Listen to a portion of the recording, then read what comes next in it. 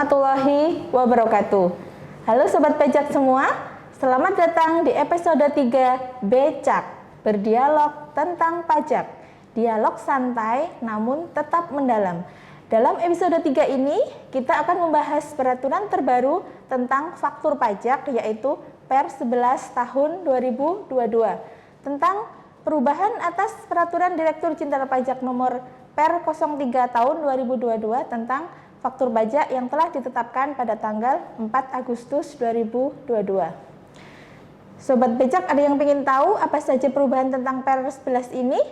Baik, langsung aja kita sapa penyuluh favorit kita, Pak Rudi. Hai Sobat Becak, apa kabarnya? Alhamdulillah, semoga pada sehat-sehat semua ya, Sobat Becak. Kali ini kita akan membahas terkait peraturan terbaru tentang faktur pajak, yaitu peraturan nomor berapa Pak Rudi? Peraturan nomor 11 garis miring PJ garis miring 2022. Baik, oke. Langsung aja ya Pak Rudi ya, kita kupas tuntas tentang Per 11 ini. Oke, yang pertama Pak Rudi, apa sih latar belakang atau tujuannya dari diterbitkannya Per 11 ini? Mengingat Per 3 itu kan masih baru juga ya? Iya, masih baru yang diterbitkan pada tahun 2022 ini juga. Nah, sekarang tanggal 4 Agustus kemarin itu diterbitkan lagi Per 11 yang mengatur tentang faktur pajak juga. Nah, apa sih Pak Rudi latar belakang dan tujuannya itu? Untuk latar belakang perubahan Per nomor 7 tahun 2022 yang diubah dengan Per nomor 11 tahun 2022 itu begini Mbak Sri. Ada aspirasi dari masyarakat yang masuk ke kantor pusat. Nah, tentunya oleh kantor pusat aspirasi tersebut diakomodasi dan tujuan dari diubahnya Per 07 dengan Per 11 itu adalah satu, memberikan kemudahan bagi pengusaha kena pajak dalam membuat faktur pajak. Kemudian yang kedua itu memberikan kepastian hukum dan keadilan dalam pengkreditan pajak pertambahan nilai yang tercantum dalam faktur pajak atau dokumen tertentu yang kedudukannya dipersamakan dengan faktur pajak. Sehingga terkait dengan latar belakang tersebut, makanya dilakukan penyesuaian ketentuan mengenai keterangan yang harus dicantumkan dalam faktur pajak sama ketentuan mengenai persyaratan pengkreditan pajak pertambahan nilai. Itu Mbak Sri. Iya. Oke, berarti tadi kalau saya simpulkan ya Per 3 ya Pak Rudi ya, bukan Per 7 ya. Tadi kayaknya Pak Rudi salah. Per 3 yang saya Per 3. Per 3 yang dirubah menjadi Per 11 tahun 2022. Yang pertama yaitu memberikan kemudahan bagi PKP dalam membuat faktur pajak, dan yang kedua adalah memberikan kepastian hukum dan keadilan. Oke, baik. Kemudian kalau untuk pokok-pokok perubahannya itu apa sih Pak Rudi? Perubahan dari Per 3 menjadi Per 11 itu intinya itu mengatur tentang perubahan apa saja? Jadi begini Sobat Becak, jadi ketentuan itu terkait dengan pengisian identitas pembeli BKP atau penerima JKP dalam faktur pajak. Nah, di pasal 6 ayat 6 Per 11 tahun 2022 itu mengatur bahwa dalam hal penyerahan BKP atau JKP dilakukan kepada pembeli barang kena pajak atau penerima jasa kena pajak yang melakukan pemusatan tempat pajak penambahan nilai atau pajak penjualan barang mewah terutang, di mana pemusatan tersebut, wajib pajak yang melakukan pemusatan tersebut pusatnya terdaftar di KPP Wajib Pajak Besar atau KPP Jakarta Khusus atau KPP Madya. Tetapi BKP atau JKP dimaksud itu dikirimkan atau diserahkan ke tempat PPN atau PPNBM terutang yang dipusatkan, yang berada di kawasan atau tempat tertentu yang mendapatkan fasilitas PPN atau PPNBM tidak dipungut, serta penyerahan BKP atau JKP dimaksud merupakan penyerahan yang mendapat fasilitas PPN atau PPNBM yang tidak dipungut. Itu berlaku ketentuan yaitu untuk isian nama sama NPWP pembeli BKP atau JKP itu diisi nama dan NPWP PKP tempat dilakukannya pemusatan PPN atau PPN terutama. dan PPNBM terutang. Kemudian untuk isian alamat pembeli BKP atau penerima JKP-nya itu diisi alamat tempat PPN atau PPN dan PPNBM terutang yang dipusatkan yang menerima BKP dan atau JKP yang berada di kawasan atau tempat tertentu yang mendapat fasilitas PPN atau PPNBM tidak dipungut dimaksud. Ini untuk yang dapat pemusatan di KPP besar, KPP khusus, KPP Madya. Cuma tempat pemusatannya itu berada di kawasan atau tempat tertentu yang mendapat fasilitas PPN PPNBM yang tidak dipungut. Jadi intinya berubahnya gini ya Pak Rudi ya. Kalau dari per 3 dulu pemusatan, yang pemusatan itu dulu alamatnya itu diisi alamat WP cabangnya. Cabangnya betul. Jadi alamatnya.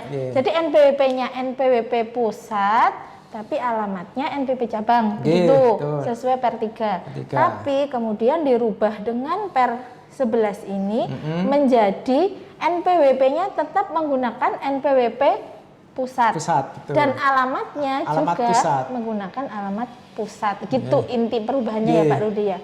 Jadi selain itu untuk mempermudah wajib pajak pembuat faktur Mbak Sri, karena wajib pajak pembuat faktur itu ketika alamatnya itu misalnya NPWP-nya masih pakai NPWP pusatnya, alamatnya pakai alamat cabang, itu kan si penjual itu harus istilahnya konfirmasi dulu ini alamatnya di mana, cabangnya gitu ya. Cabangnya di mana atau mohon maaf Pak, jenengan itu wajib pajak pemusatan atau enggak gitu kan merepotkan gitu.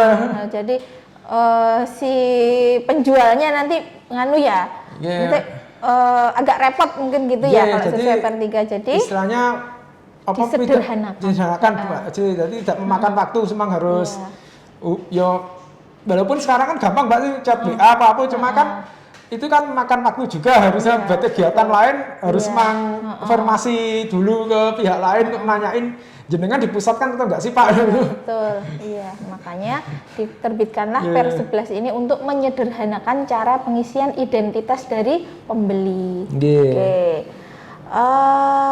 Kemudian kalau misalnya udah kadung ini Pak, udah kadung terbit faktur pajak, itu masih bisa diganti toh Pak? Masih bisa. Masih bisa ya. Masih bisa pakai penggantian faktur sekarang. Pajak pengganti ya untuk merubah yang tadinya alamat cabang dirubah menjadi alamat pusat.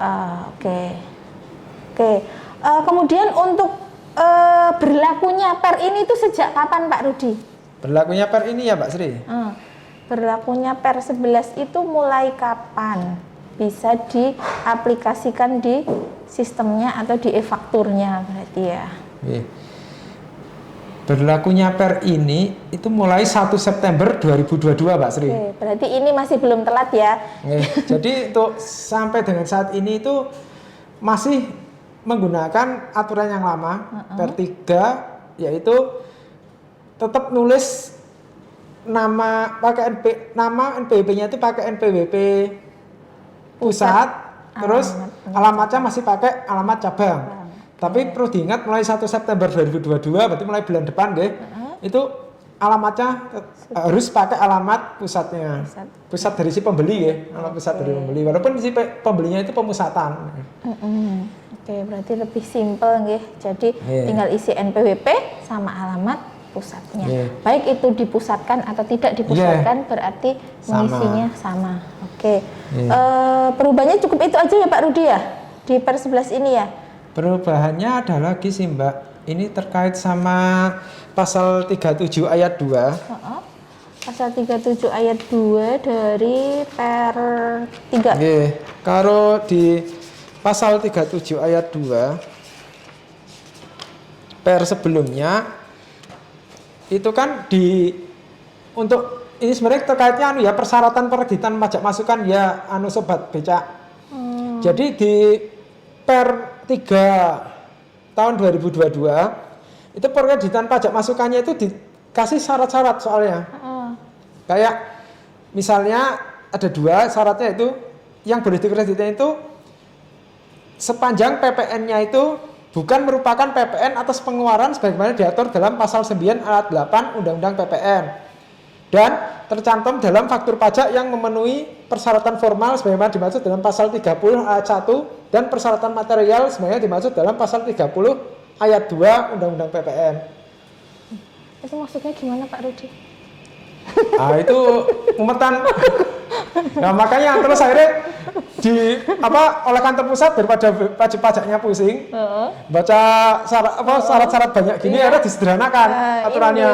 Jadi kalimatnya diubah jadi PPN yang tercantum dalam faktur pajak atau dokumen tertentu yang kedudukannya dipersamakan dengan faktur pajak merupakan pajak masukan yang dapat dikreditkan oleh pengusaha kena pajak, pembeli BKP atau penerima JKP. Pembeli BKP itu maksudnya pembeli barang kena pajak atau penerima JKP itu penerima jasa kena pajak sepanjang memenuhi ketentuan pengkreditan pajak masukan sesuai dengan ketentuan peraturan pendahun-undangan di bidang perpajakan. Disederhana kalimatnya, cuma tetap sobat becak ya memperhatikan ketentuan pengkreditan.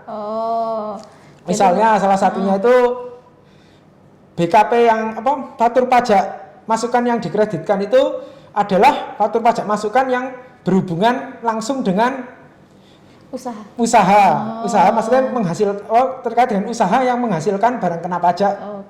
Sobat becak sekalian. Iya. Jadi nggak semua faktur pajak boleh dikreditkan, harus sesuai dengan ketentuan perundang-undangan di bidang perpajakan. Ya. Seperti contoh faktur pajak yang kode 07 yang PPN dibebaskan. 07 itu di PPN dibebaskan itu 08 ya Pak Rudi ya? 08 ya? PPN 08 itu yang dibebaskan itu kan nggak boleh dikreditkan. Nah makanya kawan pajak jangan sampai pas pre-populated itu di aplikasi hati-hati, jangan sampai ada faktur pajak 08 kok dikreditkan, itu nanti harus ketahuan AR mau ketahuan pemeriksa mah dikoreksi ya. Dikoreksi, tidak boleh dikreditkan. Oke Pak Rudi. Mungkin ada lagi Pak Rudi terkait ketentuan peralihan mungkin ya Pak Rudi ya? Ketentuan peralihannya nggih. Dari per 3 menjadi per 11 itu. Nah, jadi ketika peraturan Direktur Jenderal Pajak yang per 11 ini mulai berlaku, itu faktur pajak yang dibuat sejak tanggal 1 April 2022 sampai dengan 31 Agustus 2022 yang dibuat untuk penyerahan barang kena pajak atau jasa kena pajak kepada pembeli barang kena pajak atau penerima jasa kena pajak yang melakukan pemusatan tempat PPN atau PPNBM terutang itu, tetapi barang kena pajak atau jasa kena pajaknya itu dikirimkan atau diserahkan ke tempat PPN atau PPNBM terutang yang dipusatkan yang berada misalnya di kawasan tertentu yang mendapatkan fasilitas PPN atau PPNBM tidak dipungut dan penyerahan BKP dan JKP dimaksud merupakan penyerahan yang tidak mendapatkan fasilitas PPN atau PPNBM yang tidak dipungut atau diserahkannya di selain kawasan atau tempat tertentu yang mendapatkan fasilitas PPN atau PPNBM yang tidak dipungut dan mencantumkan keterangan berupa identitas pembeli atau penerima JKP sebagaimana dimaksud di pasal 6 ayat 2 atau ayat 3 per 03-nya. Maksudnya mencantumkan identitasnya itu yang itu Mbak, yang kalau di per 3 kan seperti yang dijelaskan Mbak Sri tadi, nama NPWP pusat, alamat cabang. Oke. Berarti di faktur pajak yang terbit dari 1 April 2022 sampai dengan 31 Agustus 2022 itu masih